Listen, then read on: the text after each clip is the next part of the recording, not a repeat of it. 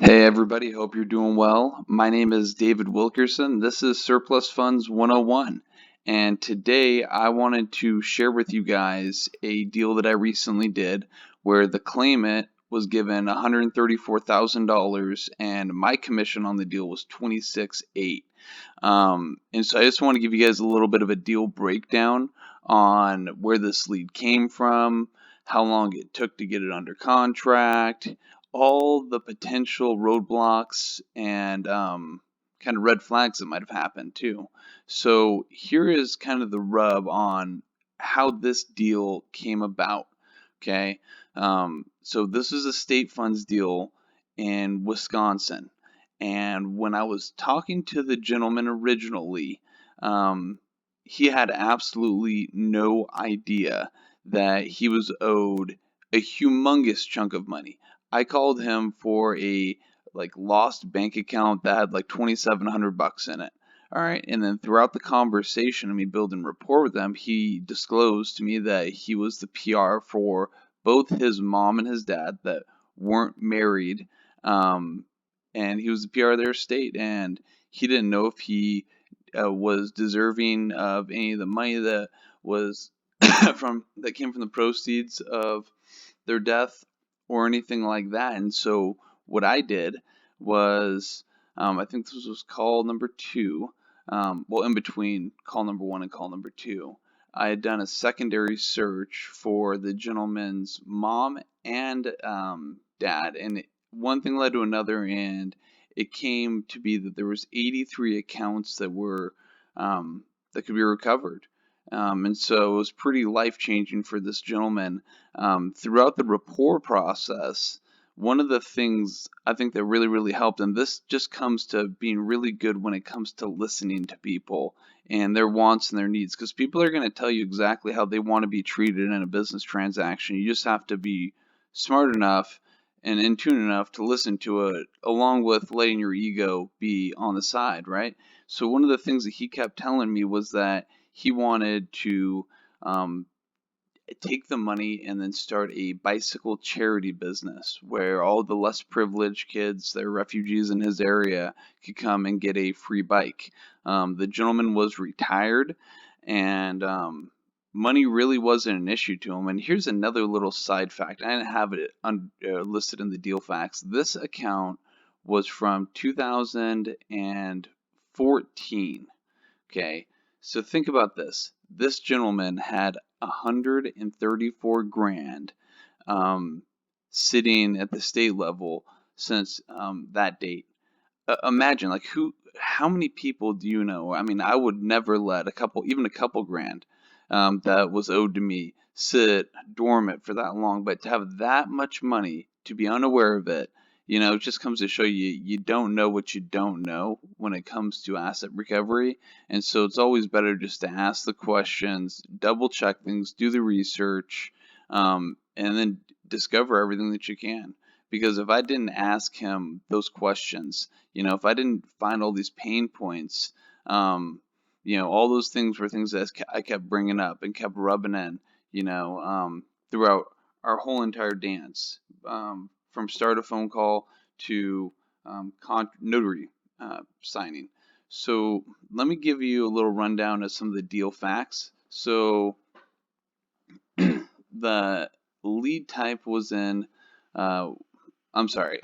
Today isn't the best day for me, obviously, but the lead type was a state funds deal in Wisconsin, and the contact method to uh, talk to this claimant was a cold call from an auto dialer. AD stands for auto dialer. Okay. Now my lead cost was 14 cents to get it skip trace, and then when you divide the amount of contacts versus how much I paid for the CD that the state sent me, it came out to be like 18 cents total.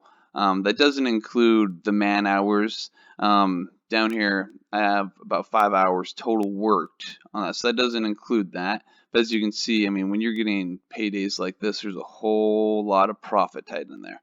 Now, as far as the lead incubation period goes, it was about a 2-week process from start to finish. It was about 7 contacts, And the way that the contacts kind of played out was it was 4 telephone calls, and usually right after the very first phone call, I send them a direct mail piece. Again, I've talked about this in other videos. I'll say it again.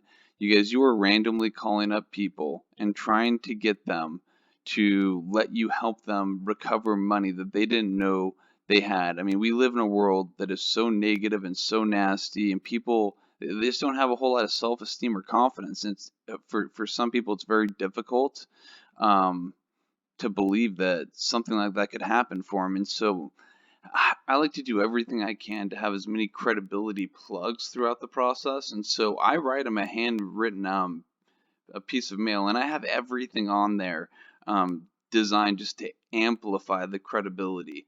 Like as far as the return mail sticker with the company logo on there, and there's a whole bunch of other things. As a matter of fact, I'll make another video just talking about my direct mail piece or my thank you for doing business with me piece, kind of initiate the dance. But yeah, it was 1 direct mail piece, 2 emails, and then 4 phone calls. And so usually what I do is I talk to them on the first phone call about the account that I am initially um, trying to recover for them, right? And now, after I set the second appointment to speak with them on the phone, that's where I'm going to start usually doing all my due diligence for all the other accounts so I can call them back with good news. You know, like for instance, this guy, it went from like a potential recovery of like $4,000 to 134 and some change. And so it's pretty impressive. Now, the claimant, he got 134. It was a little bit more than that, but just for easy math, I put down here 134. When there's 83 accounts to be recovered, it's tough to tally them all up. Now, usually a lot of these states, they're going to tell you the overall amount, but because there were so many accounts to be recovered, I could only claim 20 of them at one time through the state of Wisconsin. So if any of you guys are doing deals in the state of Wisconsin, after the 20th account online, they won't allow you to collect any more accounts, but that doesn't mean you can't do it. All you have to do is send in your paperwork and then email the nice ladies at the Unclaimed Funds Department, and they will go and grab all the additional accounts from the paperwork that's been notarized.